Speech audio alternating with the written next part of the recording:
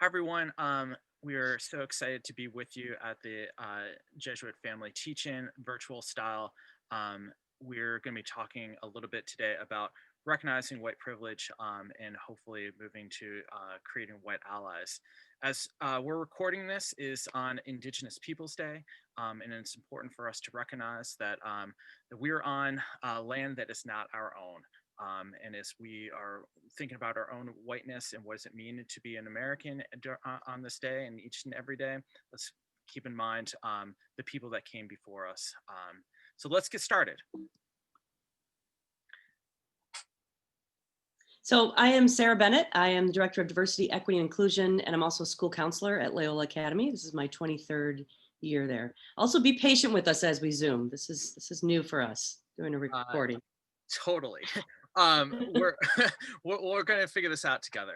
And my name is Chris Penna. I'm the Director of School Culture at Loyola Academy. And like I said, it's an honor and a privilege to be with you all. So what are we going to do today? Our goal for the session is twofold. One is to talk a little bit about white privilege and defining what white privilege is and how is it that we begin to recognize it within ourselves, our schools, and in our communities.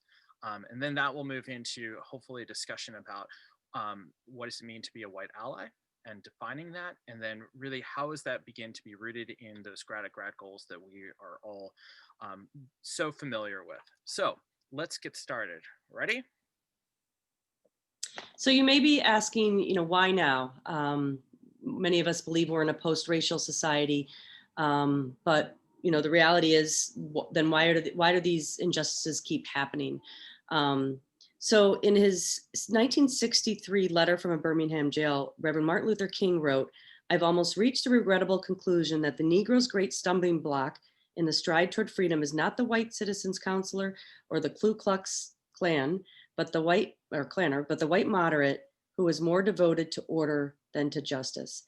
And I think, it's very true to today. There are many white people, white lives who are silent and passive. And so our hope today is to really try and pull out some skills and some tools on how we can be better allies. Excellent. So part of being any good Ignatian learning opportunity is to do a little bit of reflection. Self-awareness is key to Ignatian spirituality.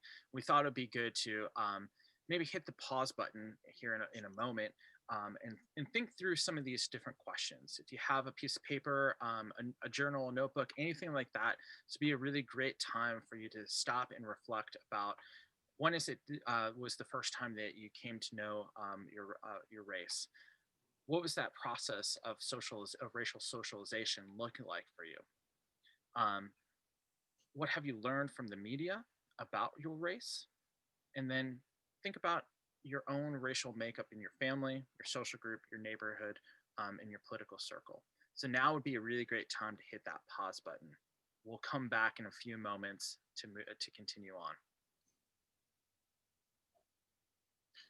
Awesome. Welcome back. Before we really dive in any real further, we thought it would be kind of fun just to have a more of a lighthearted yet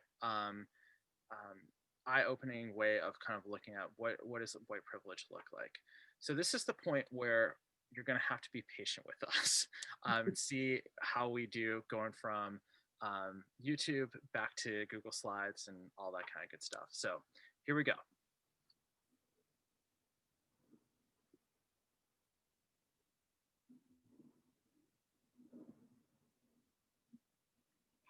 I don't know. White privilege. I just don't see it. You know what you need? What are these? White privilege glasses. Helps you see the world the way we do.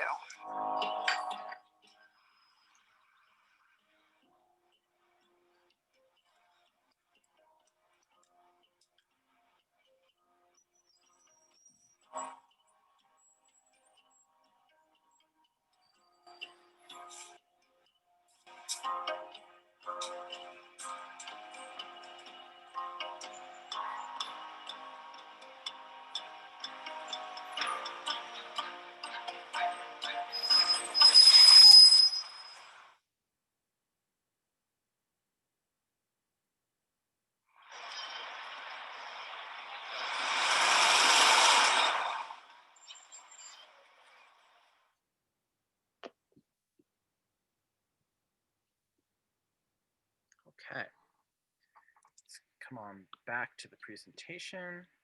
Again, give us one little moment.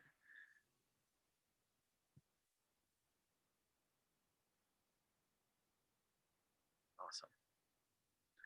Yeah, you did it. Awesome. Ms. Bennett, what stood out for you in that video?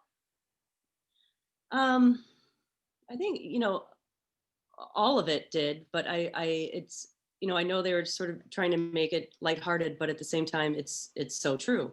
And I've seen it happen.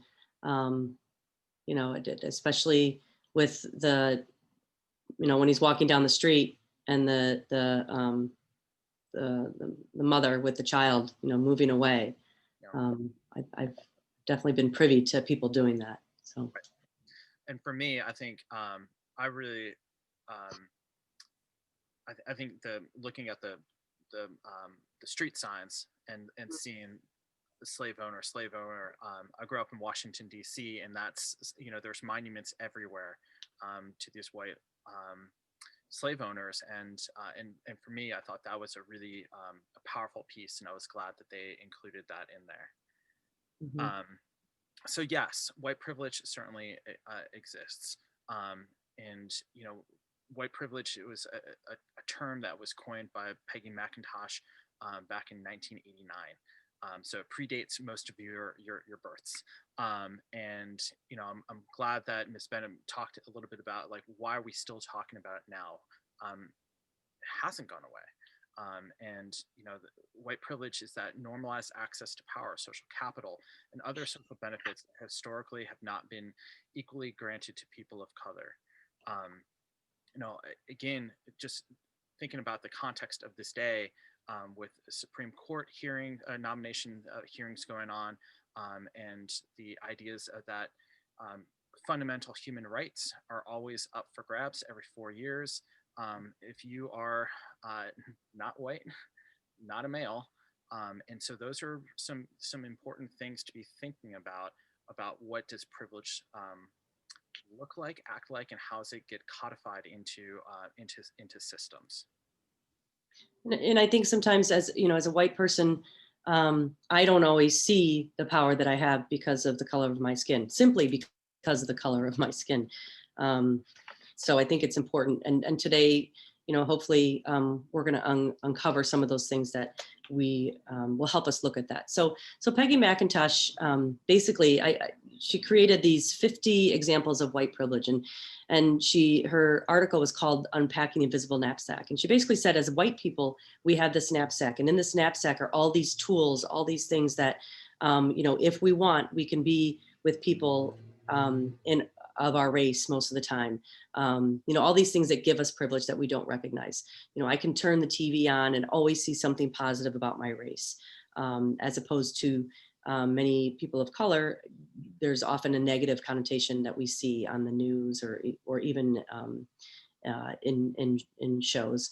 I can go into a bookshop and know that I will find a book with my race represented, especially little kids' books. I can go as a white person find Band-Aids that are the color of my skin. So she has 50 different examples, but these are just a few. So how does it that we begin to recognize white privilege?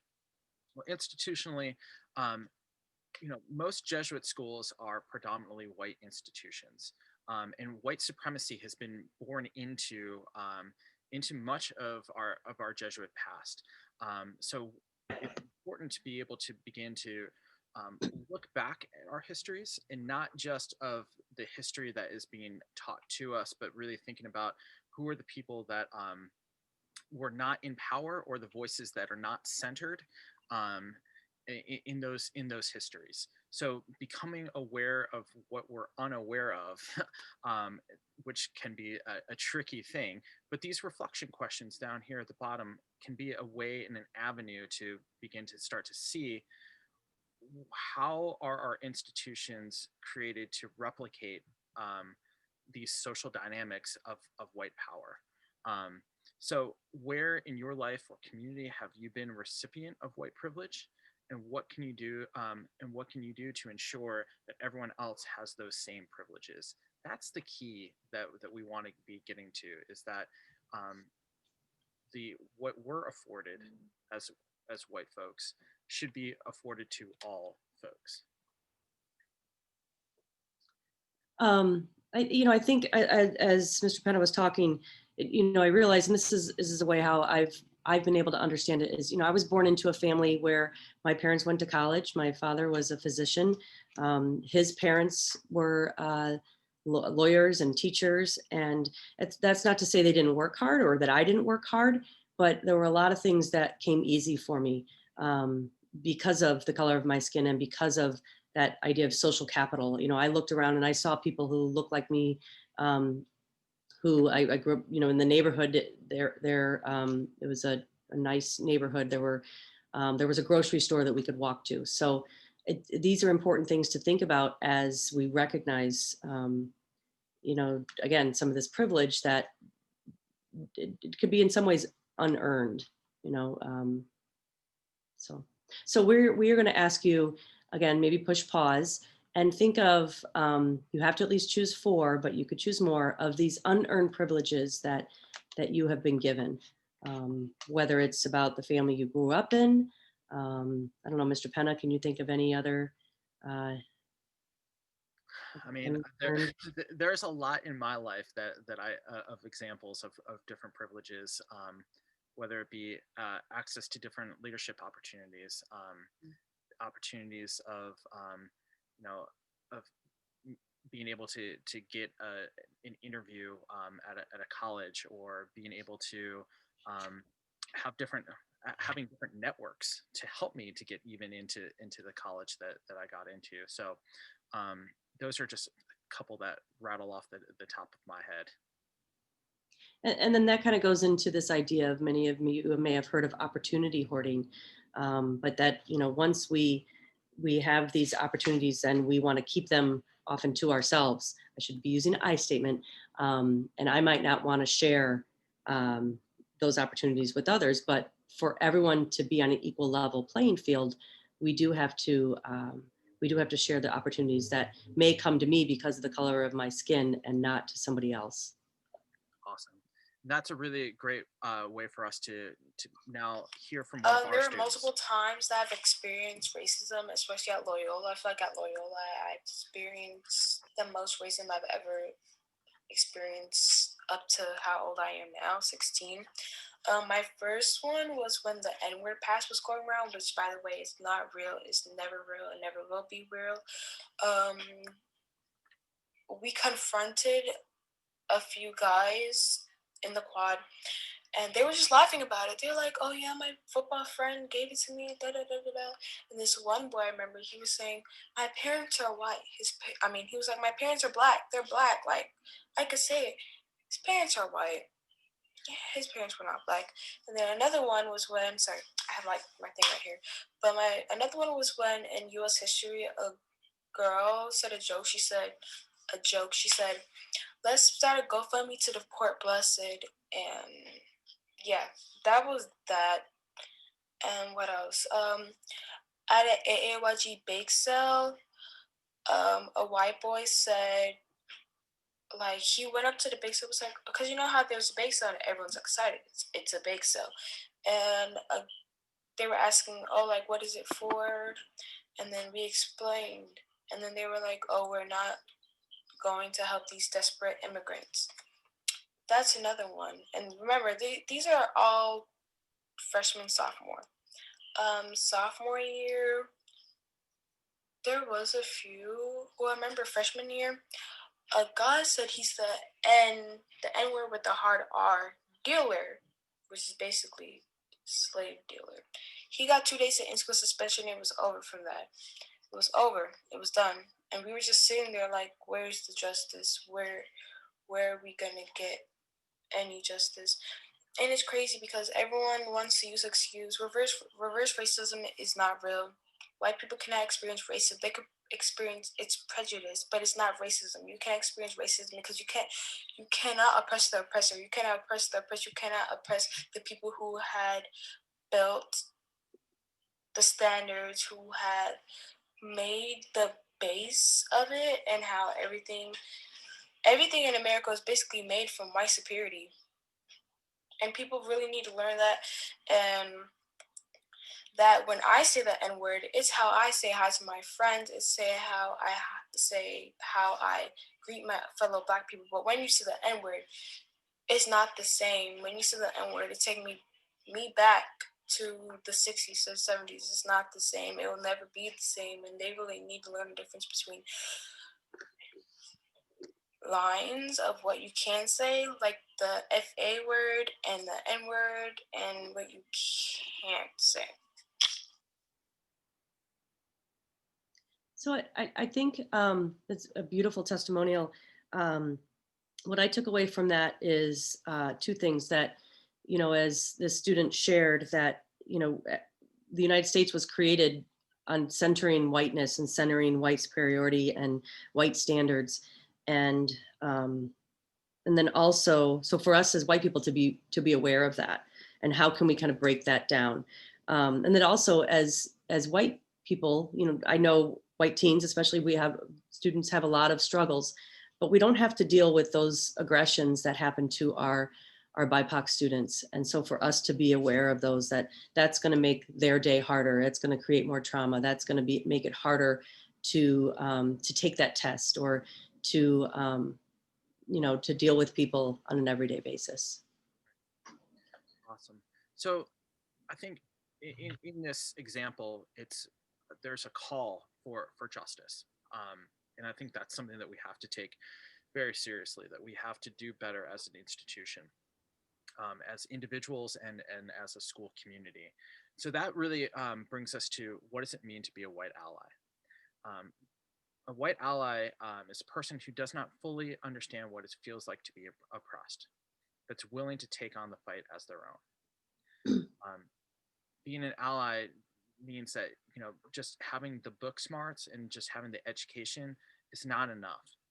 Being anti-racist is really what we're being called to be actively trying to dismantle racist structures, the racism within the jokes that we tell, and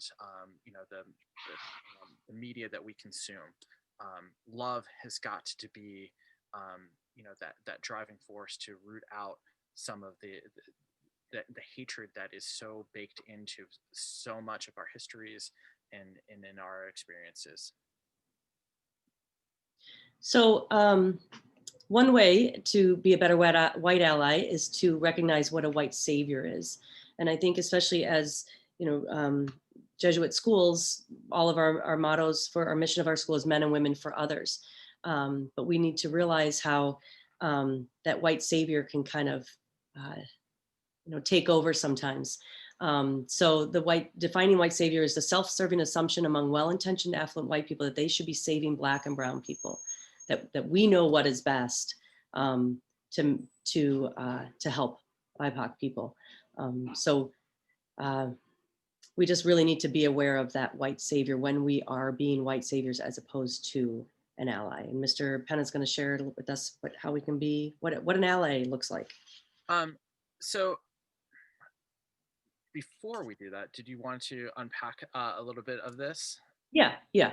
So and I'll speak from my own experience of being a white person, I sometimes I try and find excuses or reasons why I can't be a better ally, or even things I'm not even aware of. So this is an article that we shared with you, and we're going to open it up and just share a few things that we think could be helpful.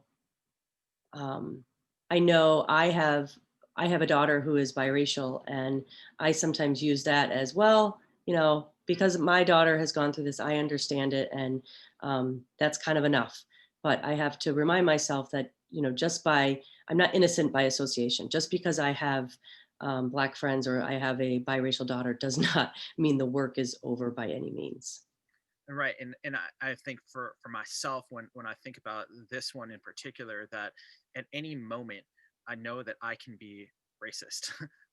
It doesn't mean that I am a racist, but I can do racist things. I can say, I can think.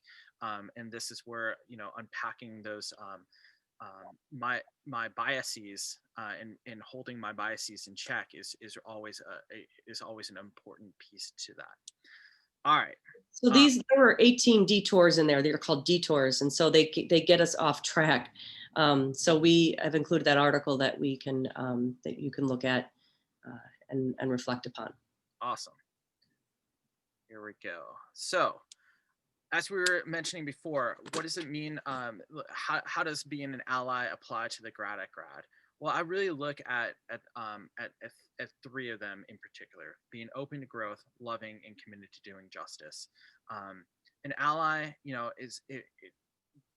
as you've been hearing from the keynotes, proximity, kinship, tenderness are all really important pieces about how do we make that shift from holding people away and othering folks to being able to kind of see various people as our brothers and sisters, and that's what we're called by Christ to do. So, you know, being open to growth is really about that idea about becoming aware academically, socially, of those implicit biases, those structures of racism. Loving, being proximate, being empathetic, expanding our map of empathy, and committed to doing justice. I think is always the one, at least with our students at Loyola, that they struggle with, that they might have the terminology about what does it mean to be committed to doing justice, but you know, being really stuck in the mode of charity and doing little band-aid things rather than really getting at those deeper, more structural changes that need to occur. So we're going to unpack each of these a little bit further. So Ms. Bennett, you want to take open to growth for us? Yeah, I think as Mr. Penna said earlier, you know, Jesuit schools, we're always asked, Jesuits, the mission is to look inward. So how can we better educate ourselves on what it means to be anti-racist? You know, we should never expect people of color, we should never put the onus on them. That is not their job, but it's our job to really look at our own lives and recognize where we are benefiting from this privilege. And it's not even necessarily about giving up, but it's how can we make it so that everybody's on an even level playing field, that everyone can have the same privileges that we have. So where in your community, in your school community, can you work towards being anti-racist and not just inclusive or diverse, but really working towards, you know, making sure that everybody, as I said before, has the same options as students. Mm-hmm. So to be an ally is to be loving. This, I think, is one of the most important pieces of how to be a good ally. I mentioned this idea of really expanding, you know, your map of empathy, and allowing vulnerability and to be proximate to one another. To love, to be an ally is really a verb and not a noun. And I think you've seen that meme in different social media spaces. And that's an important thing to really reflect on. What is it, how is it that you're doing anti-racism action rather than just saying I'm an anti-racist? So going back to some of those reflection questions of, you know, looking hard at your friend group. Who is it that you're following on social media? How are you being invitational to others? And how are you really looking at the day in, day out, you know, mundane actions that will help to make your space, you know, more anti-racist, less homophobic, less transphobic, less misogynistic. You know, those are going to be some really good things for you to be thinking about as you are stepping from high school into college and into the working world. And then just, you know, as we said, being committed to doing justice, as Mr. Penna said, you know, really understanding what it means, what that means. So, you know, you may be doing volunteer work, you may be going to a soup kitchen, but we want you to ask, you know, why is it that people are poor? Why is it that soup kitchens have to exist? And then I think also just to seek out anti-racist educators and teachers. You know, we need to attend courses and workshops, which you're doing now. Good job. Um, you know, listen to what other people have to say, especially people who are from who are people of color. Most importantly, financially support, seek out BIPOC organizations, not-for-profits, political candidates, educators. You know, I know this year at Loyola, we're trying to work with more, for example, we're ordering or book ordering, and we're trying to work with a Black-owned business to support that business. So those are just little examples. Excellent. Feel free to add anything, Mr. Penna. No, I think I think this is a good place for us to wrap up because of our time. We, you know, something that is, you know, at the focal point of so much of conversations in the Catholic circles, is this call to be our brothers and sisters. You know, Pope Francis, you know, has called us to make sure that we're taking care of the environment, and in his latest encyclical is calling us to be aware of how is it that we're taking care of one another in this increasingly divided world. And I thought that, you know, this quote here by Francis in his latest encyclical really is a great moment of for us to be thinking about how is it that that we're called to be in loving towards one another, to really be reflective of our cultural you know, position in locality, and what is it that we can do with our own voice. You know, you doing this, being a part of this teaching is a great first step along the way. But what are going to be the other steps that you're going to be taking from this point on? That's going to be the critical point. How is it that you're expanding your circle of influence, and helping to create the world that Christ has called us to build? So thank you. Thank you for taking the time. We have a couple of additional definitions that are going to be here that you might want to just write down, that we may have kind of talked about, but we didn't spend a lot of time, you know, defining. Centering a lot. Yeah. Exceptionalism a few times. You know, silence, it was in there as well. So I'm going to be silent and say thank you for taking the time to be with us. Enjoy the rest of the teach-in. Ms. Bennett, any final words? Just thank you. And, you know, I hope you can join our roundtable, which is Wednesday, October 22nd, I'm pretty sure. Also, I know each one of you, this may bring up a lot of emotions and might bring up a lot of questions. So I know every single one of you has an adult in your community who does this work. So please feel free to reach out to them so you can discuss further. And you know, our thoughts and prayers are going to be with you because we're all in this work together. So thank you for being here. Awesome. Thank you so much. Have a wonderful time. Peace.